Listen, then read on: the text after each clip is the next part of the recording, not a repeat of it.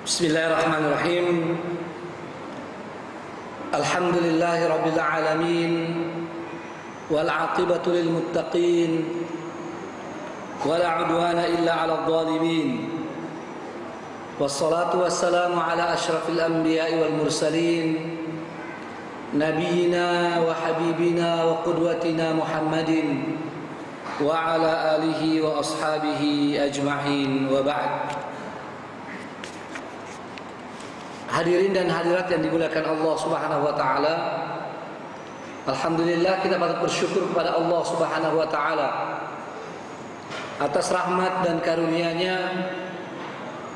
kita diberi kesempatan atau kita mendapat kesempatan menghadiri ta'lim ini, majlis ini di masjid yang mubarak ini setelah melaksanakan salat maghrib berjamaah. Adalah merupakan suatu kebahagiaan bagi seorang hamba yang beriman kepada Allah Subhanahu wa taala ketika mendapatkan kesempatan untuk hadir dalam majelis yang mulia seperti ini, untuk menyegarkan pengetahuannya, menambah keimanannya, dan mempertebal keyakinannya kepada Allah Subhanahu wa taala. Hari ini saya diberi amanah untuk mengisi pengajian di masjid yang mubarak ini di hadapan Bapak dan Ibu yang saya tahu juga sudah sering mengikuti pengajian. Mudah-mudahan sedikit yang akan saya sampaikan akan bermanfaat bagi kita semua, terutama dan terkhusus pada saya pribadi. Saya hari ini akan membahas masalah yang sudah biasa juga kita dengarkan, masalah yang populer di antara kita, tetapi dia adalah masalah yang sangat penting. Karena itu untuk dikaji berulang kali, bukan suatu masalah, bahkan dia tetap dibutuhkan oleh setiap muslim dan muslimah. Saya akan membahas masalah iman dan sedikit ingin menjelaskan tentang hakikat iman. Saya awali dengan apa yang sudah biasa kita dengarkan tentang definisi iman, tentang arti dan makna kata iman. Secara bahasa, al-iman ay at-tasdiq. Iman itu adalah pembenaran atau keyakinan dari hati kita kepada Allah Subhanahu wa taala, juga kepada malaikat-malaikatnya, kepada kitab-kitabnya, kepada rasul-rasulnya, kepada hari akhir, dan kepada qada dan qadar. Ini adalah pengertian awal, pembenaran, membenarkan hal tersebut. Lalu kemudian didefinisikan oleh para ulama kita atau diuraikan oleh para ulama kita, iman itu adalah at-tasdiqun bil qalb, pembenaran dengan hati, wa iqrarun bil lisan, dan pernyataan dengan ucapan kita, wa amalun bil arkan, dan amal-amal yang dikerjakan oleh anggota tubuh kita. Jadi dia meliputi pembenaran atau keyakinan dalam hati, ucapan dengan lisan, dan pembuktian dengan anggota tubuh kita. Ini hal yang sudah kita ketahui, dan dalil-dalil tentang itu begitu banyak, yang mungkin dalam kesempatan ini tidak perlu saya uraikan secara panjang lebar. Tentang keyakinan dari hati,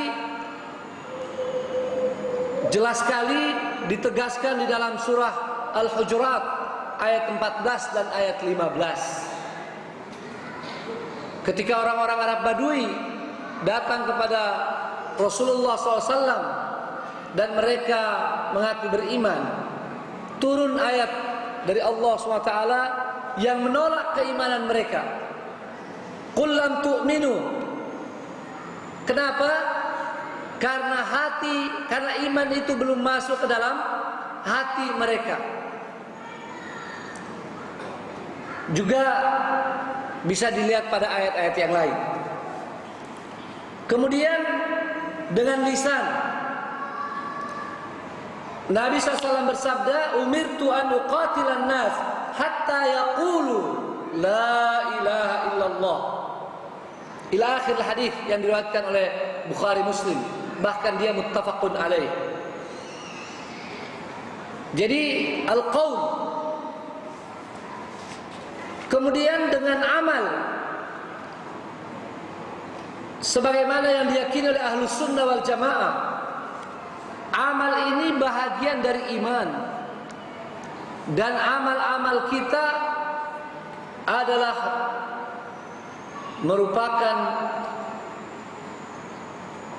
merupakan salah satu daripada istilah iman atau sebutan iman.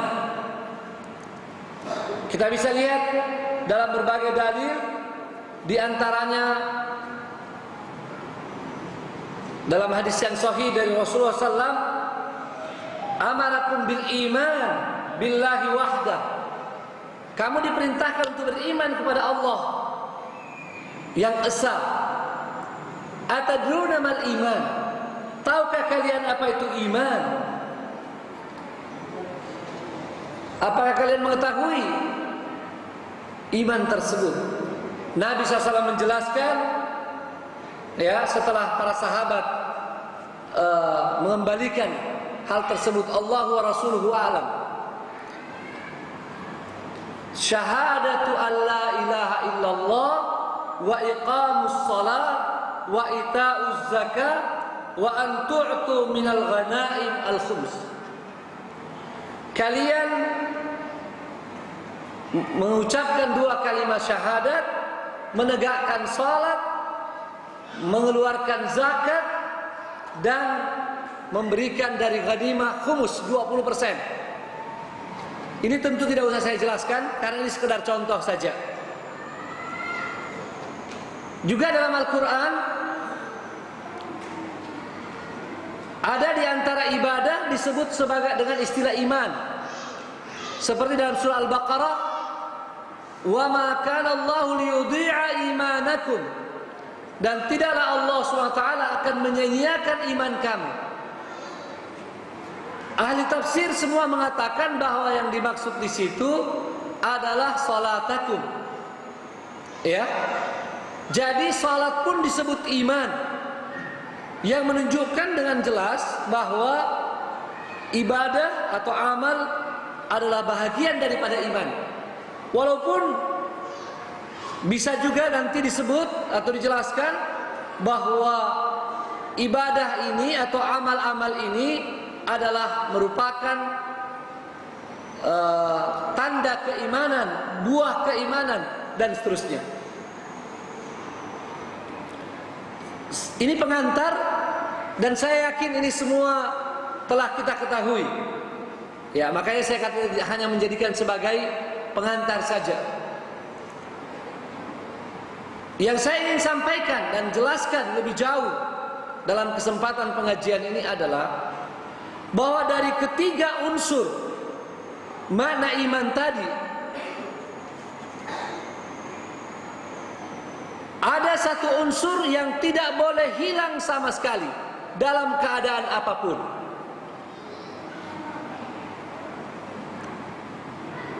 dalam situasi apapun, keadaan bagaimanapun, yakni keyakinan dari hati kita. Al-imanu al-tasdiqu bil qalb, itu tidak boleh hilang dalam keadaan apapun, dan dia merupakan inti dari iman tersebut. Ini dapat kita pahami dengan mudah kalau kita melihat firman Allah Subhanahu wa taala dalam Al-Quran surah An-Nahl surah ke-16 ayat 106. Sebelum saya menyebutkan ayatnya, tadi 3 unsur kita sudah sebutkan. Iman itu harus terdiri dari keyakinan dari hati, ucapan dengan lisan, dan amal-amal oleh anggota tubuh kita. Tetapi terkadang ada di antara unsur tersebut yang tidak nampak secara lahiriah, atau seolah-olah tidak ada. Namun keyakinan atau unsur yang pertama harus selalu ada di dalam hati kita untuk menjamin bahwa kita sebagai orang yang beriman. Terkadang ucapan menjadi keliru atau bertentangan dengan iman secara lahiriah. Begitu pula perbuatan dalam keadaan-keadaan tertentu.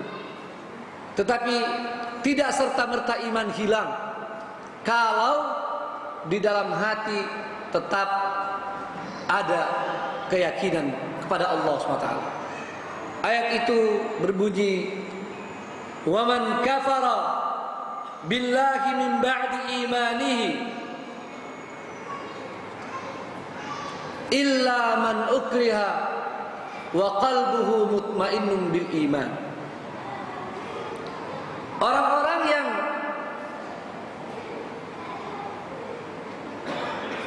telah kufur setelah dia beriman kepada Allah Subhanahu wa taala, tentu akan mendapatkan laknat dari Allah Subhanahu wa taala, kecuali mereka yang terpaksa, ya, kecuali mereka yang terpaksa. Kalau dalam ayat itu kecuali mereka yang dipaksa, tetapi hatinya tetap tentram beriman kepada Allah Subhanahu wa taala. Dan ayat ini turun berkenaan dengan peristiwa yang menimpa sahabat Nabi SAW, Ammar bin Yasir radhiyallahu anhuma wa anis sahabati ajma'in. Ketika itu Ammar bin Yasir dipaksa, disiksa oleh kaum Quraisy. Ya, lalu dia dipaksa untuk mencaci maki Nabi Muhammad SAW dan menyebut-nyebut Tuhan-Tuhan kaum musyrikin dengan sebutan yang baik. Dalam keadaan yang sudah sangat terpaksa, dalam keadaan yang sangat berat, Ammar bin Yasir mengucapkan hal tersebut. Maka ketika ditanya oleh Rasulullah SAW, "Bagaimana keadaan engkau?" Ammar menjawab, "Keadaannya buruk." "Mengapa?" kata Rasulullah SAW. Kata beliau, "Karena saya ketika disiksa, saya tidak bisa lagi bertahan kecuali mengikuti kehendak mereka untuk mencela dan mencaci engkau, ya Rasulullah, dan menyebut Tuhan-Tuhan mereka dalam kebaikan." Lalu Nabi SAW bertanya, "Bagaimana engkau mendapatkan hatimu?"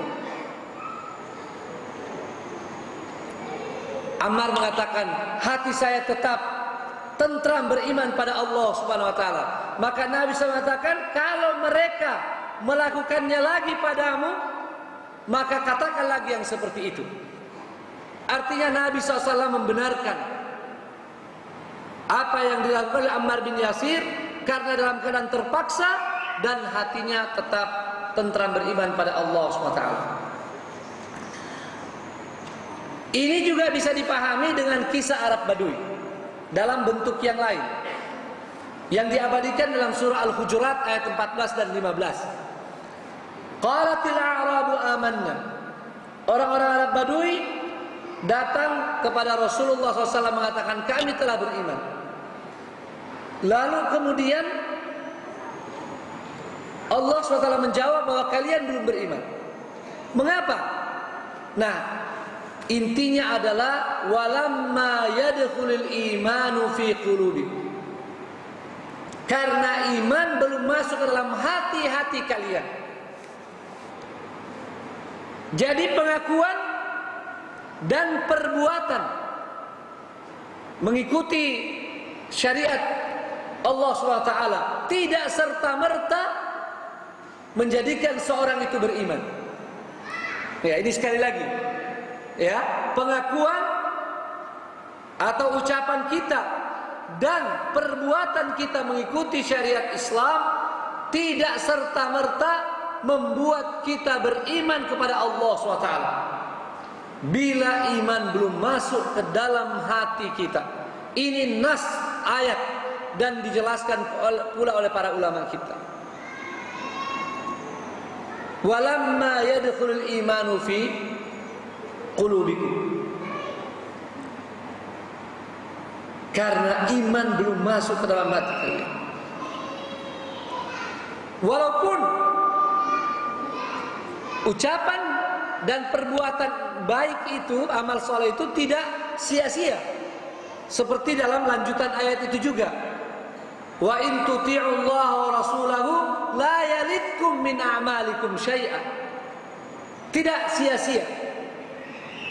Nah, mengapa tidak sia-sia? Mungkin kita bisa terangkan sebentar.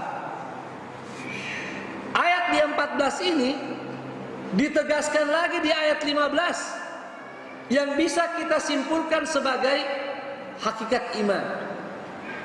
Innamal mu'minuna alladzina amanu billahi wa rasulihi thumma lam yartabu. Hanya saja orang-orang yang beriman itu, ya, innamal mu'minuna alladzina amanu. Dua kali berulang kata iman. Dan dalam bahasa tidak mungkin kita mengulangi dua kata untuk dan salah satunya menjelaskan kata yang sebelumnya lalu maknanya sama. Ya, misalnya begini, dalam bahasa Indonesia kalau kita terjemahkan ayat tersebut, hanya saja orang-orang yang beriman itu adalah yang beriman. Ya, ini suatu bahasa yang tidak bisa difahami. Kalau Bapak ditanya apa itu air, lalu Bapak bilang air itu adalah air. Apakah pembicaraan ini bisa dipahami? Pembicaraan yang tidak bisa dipahami, tidak jelas. Maka kata iman yang kedua dalam ayat tersebut itu artinya adalah keyakinan. Sementara iman yang pertama adalah kata yang umum secara istilah tentang predikat mukmin itu. Jadi hanya saja orang-orang yang beriman adalah orang yang sangat yakin kepada Allah dan Rasulnya. Innamal mu'minuna alladzina amanu billahi wa rasulihi. Mereka yang sangat yakin kepada Allah dan Rasulnya, tsumma lam yartabu, dan mereka tidak ragu-ragu. Maka sudah dua kali disebut dalam ayat tersebut tentang hati sebagai inti atau keyakinan di hati sebagai inti daripada iman. Hanya saja orang yang beriman adalah yang sangat yakin kepada Allah dan Rasulnya dan tidak ragu-ragu. Tidak ragu-ragu artinya tempatnya di hati. Keyakinan di dalam hati. Ini menunjukkan bahwa persoalan keyakinan di dalam hati kita adalah inti dan hakikat daripada iman.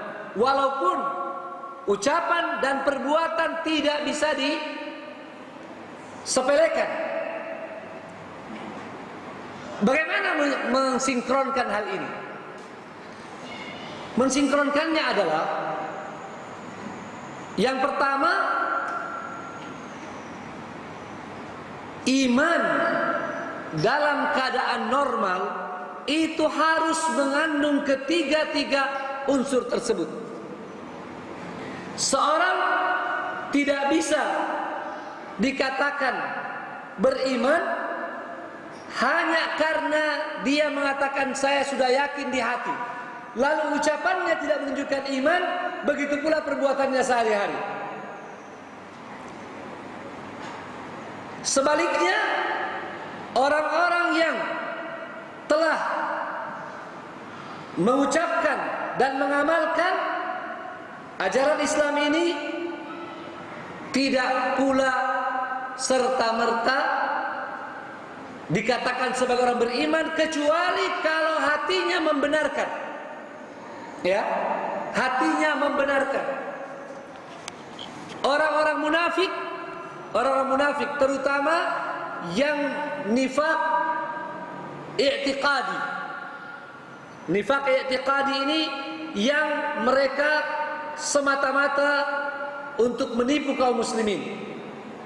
Mereka mengucapkan dan mereka juga mengamalkan walaupun tidak selamanya, ya. Misalnya salat, mereka salat kalau memang ada saat-saat bisa menunjukkannya. Karena itu kalau salat Isya dan salat subuh paling berat bagi mereka.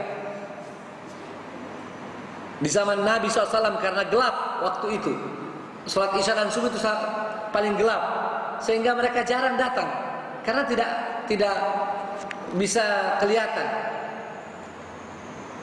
Jadi orang munafik jelas tidak bisa dikatakan beriman walaupun dia sudah mengucapkan atau mengakui dengan lisan dan mengamalkan sebagian atau mengamalkan syariat Islam dalam kehidupannya.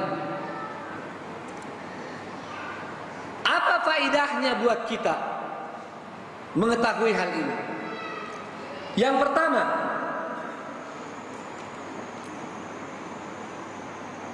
dengan pengetahuan ini kita mengetahui, kita bisa menjaga dan memelihara keimanan kita dengan lebih baik. Yang pertama yang harus selalu dipelihara adalah keyakinan di hati ini.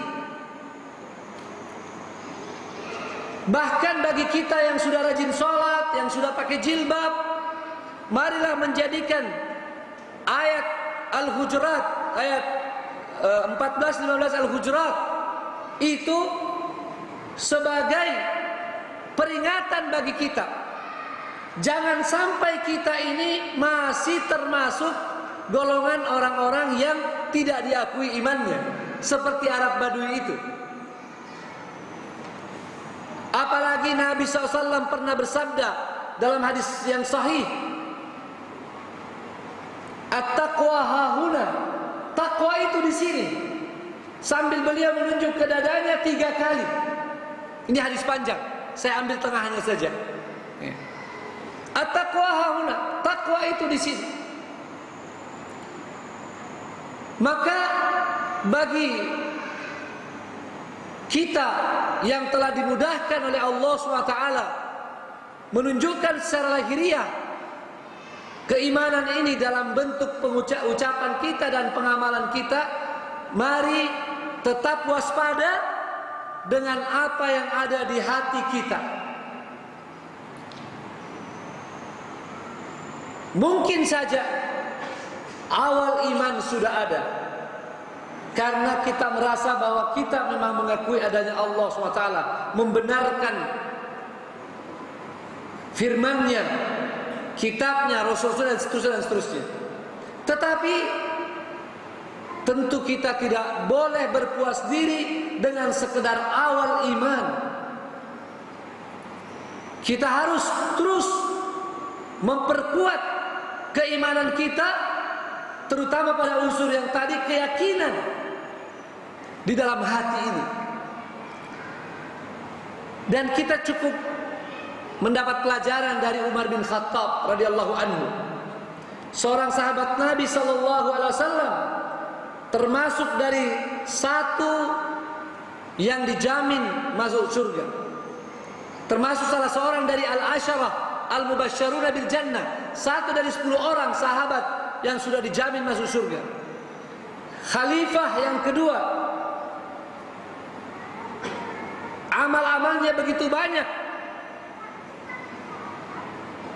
sangat zuhud, tetapi setiap malam beliau radhiyallahu anhu selalu menangis, merasa takut kepada Allah Subhanahu wa taala, selalu mengadakan muhasabah. Dan terkenal ungkapan beliau yang menyuruh kita orang beriman juga untuk muhasabah, hasibu anfusakum qabla an tuhasabu. Dan berkenaan dengan masalah iman, ada kisah yang menarik tentang beliau radhiyallahu anhu, ketika beliau berbicara dengan seorang sahabat yang diberi rahasia oleh Rasulullah SAW tentang nama-nama orang munafik.